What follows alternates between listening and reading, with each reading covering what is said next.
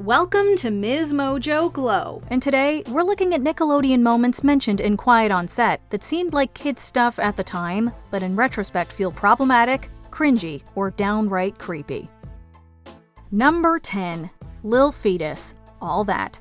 Brian Christopher Hearn stood out as one of the few black cast members during his seasons on All That. Hearn got the sense that Dan Schneider favored his white co-stars. I didn't feel close to him at all. This was reflected in multiple sketches, including one where Hearn had to sell cookies as if he were a drug dealer. There were more blatant instances of racism behind the scenes. To portray a rapper named Lil Fetus, Hearn had to wear a bodysuit that matched his skin tone. Hearn isn't sure who, but when he was being fitted, somebody said that the costume should be the same color as charcoal. A crew member could tell that this comment deeply hurt Hearn, attempting to comfort him. Number 9. In the Jacuzzi with Dan, The Amanda Show. Amanda's Jacuzzi was a recurring sketch on The Amanda Show. Wearing a bathing suit, star Amanda Bynes would interview a fully dressed guest in the hot tub with her. It was weird, but innocent enough, except for the time Dan Schneider joined her. Like the other guests, Schneider was fully clothed, making the idea of him hot tubbing with an underage girl a little less icky. Yet it's hard to watch the scene without thinking about Schneider's real-life dynamic with Bynes, namely how he tried to help her get emancipated. Number 8. Noseboy, All That. Joining All That in Season 4, Leon Frierson appeared in memorable sketches like Leroy and Fuzz, but he looks back at a particular character with awkward memories. He played a superhero named Noseboy. What are your special powers? The former child star already felt exposed in a tight leotard, although a few other additions to the costume elevated the discomfort. In addition to wearing a large nose on his face, the costume's shoulder pads came with prominent noses that looked more like, well, something that should have been censored. Number 7. Judge Trudy Classroom Sketch, The Amanda Show. Quiet on Set spotlights an Amanda Show sketch where Judge Trudy takes her court to a classroom. The sketch itself is harmless, but there is a darker backstory buried there. The sketch included an extra named Brandy, who grew up loving Nickelodeon and was excited to get her start in the industry. During this time, Brandy was befriended by a Nickelodeon production assistant named Jason Handy. Conversing online, it appeared that Handy was just being nice and wanted to help further Brandy's career. After Brandy received an indecent image, though, it became clear that he wanted something far more depraved.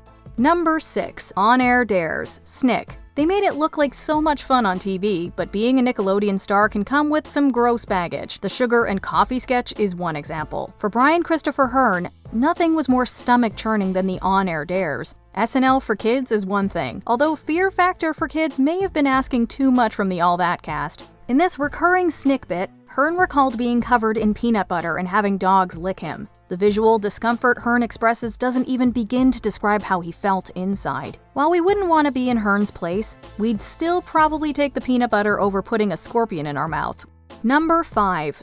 Penelope Taint, The Amanda Show. Amanda Bynes played an assortment of colorful characters on her show, most notably Penelope Taint. Amanda's #1 fan, Penelope is essentially a stalker. While any kid can see that Penelope isn't right in the head, her last name eluded children and even adults. When asked about the name's meaning, Dan Schneider said that it referred to tainting something. In reality, Penelope's surname was inspired by the area between one private part and another. Schneider explicitly instructed the crew not to tell the higher-ups. We could imagine the censors turning a blind eye to a one-off character, but a recurring one? Number 4. Juicing a Potato, Victorious. Ariana Grande is such an iconic pop star that it's easy to forget she got her start as Cat Valentine on Victorious. Watching Quiet on Set, we're not sure how we forgot about some of the uncomfortably sexualized bits Grande had to partake in. These ranged from putting tomatoes in a bra, to spilling water on her chest while on a bed, to putting her foot in her mouth. Yet, we're pretty sure that Grande was the only one asked to milk a potato. On the food chain of bad taste, potatoes might not be as suggestive as bananas or eggplant, but there's a reason why you can't do that on television. Number 3. Something on Your Face, Zoey 101. Looking back at some moments from Zoey 101, we're inclined to ask, was that intentional? Alexa Nicholas, who played Nicole Bristow, will tell you yes. It's appalling behavior on all the adults' behalf that day.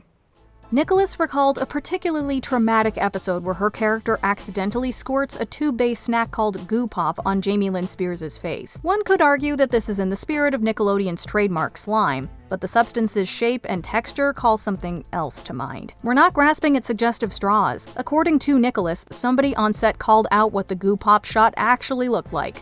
Number 2. Dan Schneider's Lifetime Achievement Award, 27th Kids' Choice Awards. In over 30 years, the Kids' Choice Awards have given out their Lifetime Achievement Prize to 2 individuals, Optimus Prime and Dan Schneider. In 2014, Nickelodeon stars from the past and present gathered to honor Schneider. Having created so many hit shows for the network, Schneider seemed worthy of such praise. In only a few years, though, the public started to see Schneider in a different light. For all the careers Schneider helped launch, many felt victimized by him. Few have a lower opinion of Schneider than Jeanette McCurdy, who didn't show up to present this award. Number 1. Pickle Boy. All That. In addition to playing Pickle Boy, Brian Peck served as a dialogue coach on multiple Nickelodeon shows, working with young stars like Drake Bell. There were evident red flags that Peck shouldn't be anywhere near children, such as his friendship with John Wayne Gacy.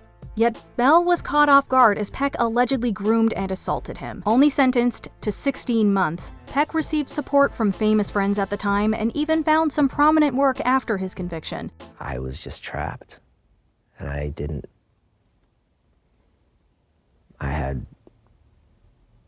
had no way out.